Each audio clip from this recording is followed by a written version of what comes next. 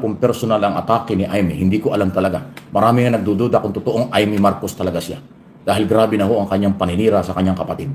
Nagpagamit siya kay Sara, nagpagamit siya sa Duterte, pero galit naman sa kanya at ayaw naman sa kanya ang Duterte supporters. Yung Duterte supporters ayaw kay Aimee.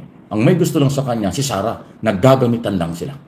Naggagamitan lang. Si Sara, ginagamit lang ni Aimee. Si Aimee, ginagamit lang ni Sara. Dahil sa paniwalang mananalong senador, magiging kakampi niya sa impeachment trial. Yan po ang aking analysis at opinion. Opinion ko po yan. Walang pwede makabali dyan. Naggagamitan yung dalawa. Kaya tama lang yung paninindigan ng Marcos loyalists, Marcos supporters. Huwag suportahan ng dalawang ito. Ulitin ko. Ginagamit lang ni Aimee si Sara para manalong senador. Ginagamit naman ni Sara si Aimee para maging kakampi doon sa impeachment trial. Kasi after ng eleksyon, impeachment trial na ho pag-uusapan. Na-impeach na si Sara sa Congress, magkakaroon ng trial sa June at tuloy-tuloy hanggang sa 20 Congress. Ang iniisip siguro ni Sara, mananalo pa si Aimee na magiging kakampi. At kung manalo man yan, natural bias na yan. Hindi na titingin, magiging bulag at bingi na yan sa ebidensya. Yan ay sarang-sara na. Acquittal na sa kanya. Kasi yun ho yung kanilang gamitan. I-acquit sa impeachment court dahil hindi yan papabor sa ebidensya ng prosecution, kakampihan kay Sara. Yun ang inaasahan ni Sara na gagawin ni Aimee. Ang paniniwala naman ni Aimee, makakatulong si Sara para siya ay maging senador. Ayan, managinip kayo ng gising. Pag hindi kayo nagising na yan, bangungot ang aabutin nyo. Parehong walang kakwenta-kwentang paninindigan niya. Actually, hindi yan paninindigan. Makasarili. Makasarili yung galaw ni Aimee. Makasarili din yung galaw ni Sara. Yun ang dating niya. Hindi yan para sa political stability. Hindi yan para sa kaunlaran ng bansa. Hindi yan para sa katahimikan ng mga Pilipino. Yan ay personal nila na mga galaw. Yan po ang aking opinion. Yan po sa ginagawa ng dalawang ito. Kaya tama. Ulitin ko, huwag maniwala ang Marcos loyalists, Marcos supporters dito sa dalawang ito. Huwag ding maniwala ang Duterte supporters sa gimmick nitong si Aimee. Naggagamitan lang sila. Walang mangyayari kung parutuloy lang puro panggugulo, pamimeke, destabilization dahil lang sa inyong personal and political interest. Hindi yan magtatagumpay. Mananaig pa rin ang katotohanan. Ang majority ng Pilipino gusto ay katahimikan. Ang majority ng mga Pilipino gusto ay kaunlaran. Ang majority ng mga Pilipino dito at sa abroad gusto nila ang development sa ating bansa. Ayaw nila ng away. Pagod na sila sa sobrang pamumulitika ninyo. Pagod na sila sa inyong agenda, ambisyon na mang-agaw ng kapangyarihan. Magpabagsak ng gobyernong ito para inyong palitan. Yun lang naman ang gusto nyo. Pero yung agenda nyo sa national security, internal, external security, foreign policy, at iba pang problema ng ating bansa, wala kaming narinig sa inyo. Lagi lang sinasabi nyo ay panggugulo, pagpapabagsak, palitan si Marcos, ayaw kay Marcos, pero wala naman kayong agenda kung ano ang solusyon ng problema ng bansa. Yun ang totoo. Hindi yan fake news. Binubulag nyo, ginagamit nyo ang kahinaan, kahirapan ng inyong mga supporters. Pero ang majority ng mga matitino, nakakaintindi ng good governance, nakakaintindi ng matinong pamahalaan, hindi nyo malilinlang. Yung mga troll at mga basher, galing sa inyo yan. Walang basher mula sa Liberal Party, Tiklawan, walang basher sa mga independent organization, walang basher at troll sa Marcos supporters at Marcos loyalists. Galing yan sa kampo ng mga makasarili dahil sa kailang personal interest. Yan po ang diretsahan sinasabi natin. Si Lord na ang bahala sa inyo. Ayun, di ba? Anyway, yan ang nga po sinasabi natin. Seryoso ang kampanya ng NBI. Lahat kayo makakasuhan kasi rule of law. Yan ang tamang proseso. Walang tukhang, walang illegal, kakasuhan kayo, bibigyan kayo ng pagkakataon. Hindi ibig sabihin, kinasuhan kayo, guilty na. Hindi po. Kaya kayo kinasuhan, meron kayong problema, ipaglaban nyo ang inyong karapatan sa gagawin kung makakarating sa korte, doon ho ang trial. Kung sa prosecution, doon kayo magsumite ng inyong mga sinumpaang salaysay. Yan ang proseso. Walang human rights violation, walang harassment, walang kung ano. Kaya hindi madilim. Tama ang sinabi ni Castro, maputi, maliwanag ang buhay, maliwanag ang kinabukasan ng mga Pilipino under Marcos administration kasi rule of law, pinapaira lang batas. Walang human rights violation. Kung hindi nyo naintindihan yon, ay balik kayo sa eskwelahan o mag-aral-aral muli o magtanong kayo sa mga matitino. Okay? Mahilig silang magpaka-controversial. Pero alam niyo po, eto, hindi totoong itim ang kulay ng Pilipinas. Maaaring itim ang kulay ng pagluluksa ni Sara Duterte dahil nakulong ang kanyang tatay at nahaharap pa siya sa impeachment. Pero hindi ibig sabihin nun, yan ay sumasalamin at kumakatawan sa lahat ng Pilipino. Ikaw ba paggising mo ba, itim ba makikita mo? Sa umaga? Di ba hindi naman? Makikita mo yung kisame nyo. Imposible namang lahat ng Pilipino, itim ang kisame. Di ba? Imposible naman lahat ng Pilipino, madilim ang kwarto pagising. Di ba? Kapag binuksan mo ang pinto, ang bintana, inawi mo ang kurtina ng iyong bahay, sigurado ko na ito ay hindi magiging kulay itim, hindi madilim. Sa tingin ko, ang gusto ni Sara Duterte ay samahan natin siya sa pagluluksa niya. Ay naku hindi po pwede dahil kami po na mga matitinong Pilipino, pabor po kami sa pagbabayad ni Digong sa kanyang mga kasalanan doon sa ICC. Diba, hindi tayo, kumbaga, kumakampi sa kriminal. Pabor tayo na si Digong ay mabigyan ng patas na pagtingin doon sa ICC. Napakaswerte nga ni Digong dahil siya ay meron due process, di ba? Samantalang yung mga naging biktima ng napakadelikado niyang utos, wala pong due process at malabo na pong makabalik pa dito sa mundo. Ngayon, hindi ko rin malaman kung bakit pumapayag itong si Amy Marcos sa ganitong klase ng fake news. Di ba kasi, paglabas mo ng bahay mo, itim ba ang makikita mo? Hindi. Ang makikita mo yung liwanag ng araw, ang kapaligiran mo. Maaaring kung ikaw may nakatira sa squatter, kung ikaw may nakatira sa subdivision, di ba magkakaiba man ng perspective ng ating pagtingin. Pero hindi itim ang makikita mo. Parang ang gusto nila na sabihin sa kanilang campaign ads ay wala ng pag-asa ang mga Pilipino. Diba? Diba? Napakapangit po ng ganon. Kasi bagsak na bagsak ang tuka ng mga Duterte ngayon, lalo na si Sara Duterte. Dahil nga po bukod sa nakakulong ang ama, mukhang nanganganib pa na ma-impeach. Kaya na, itinaas niya ang kamay ni Amy Marcos kahit na sinabi niyang hindi na siya mag-e-endorso at never again to Marcos. Yan ang sabi niya. Pero, di ba, dahil nga po kailangan niya ng kakampi sa Senado at tumataya siya sa kandidatura ni Amy na baka nga naman manalo, syempre, gagawin ng lahat, di ba? Ganyan ang mga Duterte. Gagawin ng lahat para makasurvive po sa mundo ng politika. Di ba? Pero yun nga po ang pinakamali, yun ang pinakapangit na campaign ads na nakita ko. Ako po ngayon, kumbaga may kamalayan na sa politika, nakita ko na kung gaano kadumi ang politika, pero ang pinakamadumi at pinakabasura na campaign ads na nakita ko ay ang kay Amy Marcos, kay Sara Duterte. Yan ang pinakamarumi, pinakabasura, pinakawalang kwenta, at pinaka-fake news na aking nakita na campaign ads. Kasi hindi ako naniniwala na itim ang kulay ng mga Pilipino. Itim ang kulay ng buhay ng bansa. Hindi po. Mas maliwanag po ngayon, wala tayo sa karimlan ng EJK, wala tayo sa karimlan ng sinasabing tokhang. Hindi po natatakot ang mga Pilipino ngayon na kapag lumabas sila ng bahay nila, panatag silang makakarating sila ng trabaho, panatag silang makakauwi sila ng kanilang bahay. Hindi katulad ng panahon ni Digong. Pag lumabas ka ng bahay, bumili ka lang ng yelo, matutokhang ka na. Kapag ikay isang call center agent, umuwi ka ng madaling araw, matutokhang ka na. Bakit? Dahil kailangang makakuta ng mga PNP noon para po makuha ang reward na pangako ni Bongo at netong si Digong. Kaya pasensya na po, Senator Amy at VP Sara Duterte, basura po ang inyong campaign ads. Ito pa yung isa. Naku, Palasyo tutulong. Ito na, seryoso talaga.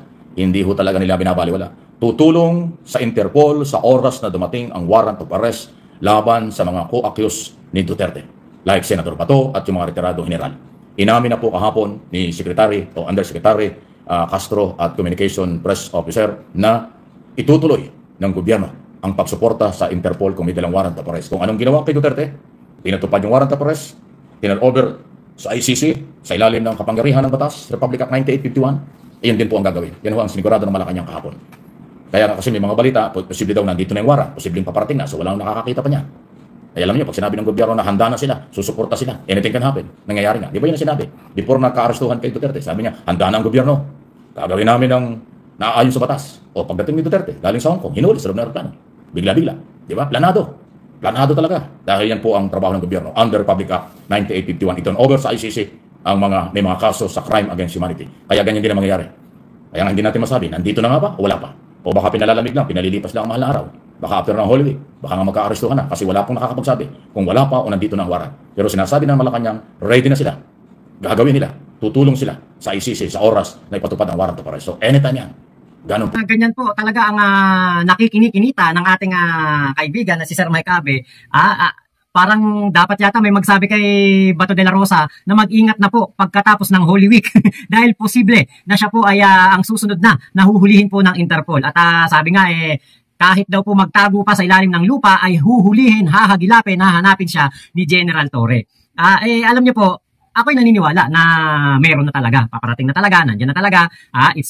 Kumbaga, tahimik lang talaga gobyerno katulad ng ginawa kay Digong na hindi po pinaalam para nga po hindi mapaghandaan. At gagawin lang po ng ating Pangulong Bongbong Marcos, ng gobyerno, ni General Torre, DOJ Secretary, DILG Secretary, kung ano yung tama, kung ano yung nararapat, at kung ano yung magiging kapakipakinabang sa mga Pilipino. At yan po ay gagawin nila base po sa rule of law. Ngayon, mayroong sinabi tong si Attorney Claire Castro, ito ang mahirap eh. Si Attorney Claire kasi medyo walang preno din minsan ng bibig eh.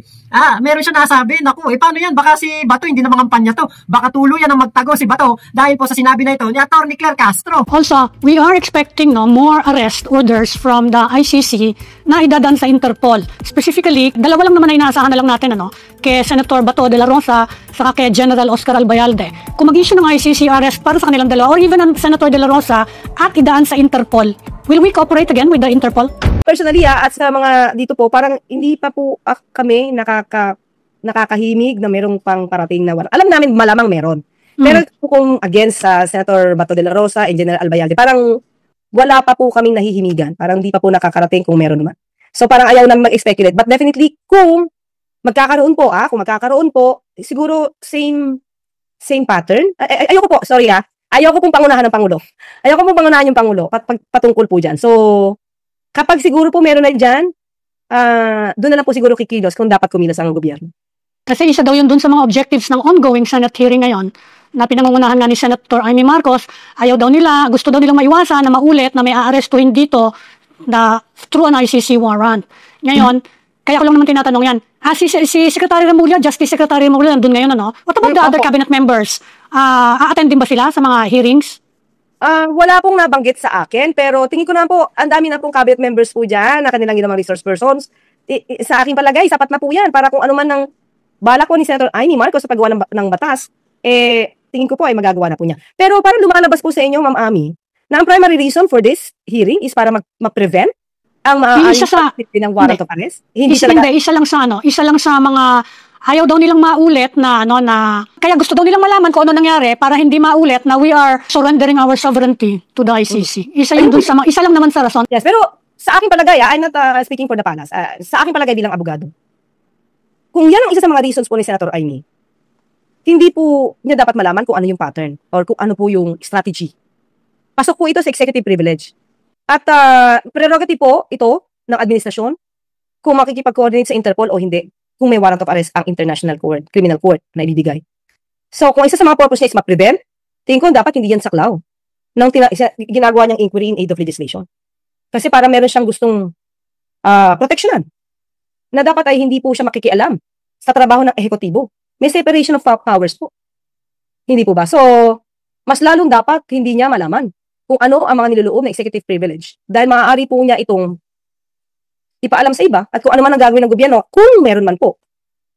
Kumbaga, mapapaalam niya na po sa iba yan para maproteksyonan ang ilan. So parang mali po siguro po yung ganong kanyang rason na kaya siya nagpapatawag ng hearing ay para maproteksyonan pa yung iba na maaari masilbihan ng warrant of arrest. So parang hindi po yata sakop yan ng in aid of legislation. Salamat po dyan sa napakagandang interview na yan ng Philippine Star kaya Yusek Claire Castro. Kasi nga po, may nasabi dito, same pattern ang gagawin. Ibig sabihin, tahimik lang ang gobyerno. Hindi magsasalita. Kapag tinanong kung meron ng warrant of arrest, hindi namin alam eh. So, paano mapaghahanda niya ni Senator Bato, di ba? Pwera na lang kung meron siyang intel dyan po sa gobyerno. Sa loob ng, siguro ng Malacanang, sa loob ng DOJ, sa loob ng DILG at PNP.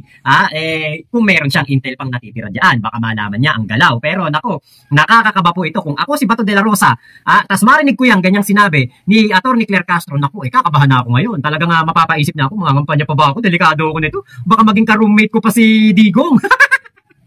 Kasi alam niyo ba, sa totoo lang, yung mga sinasabi nilang sasamahan nila si Digong, handa silang samahan si Digong sa kulungan. Hindi po totoo yan. Napakalabo po niyan. Sino ba tao ang may gusto na makakulong din? Di ba? Kaya po, etong si Bato, mamimili ngayon yan after ng Semana Santa. Kung siya po ay magtatago at hindi na mangangampanya, online na lang, or siya po ay patuloy pa rin mangangampanya pero merong panganib na ito ay mahuli na ng Interpol. Nako. Talagang ito na yon, yung pinaka-exciting part para kay Bato de la Rosa. Natapos na yung exciting part ni Digong mag 40 days na nga dun sa sa loob ng ICC.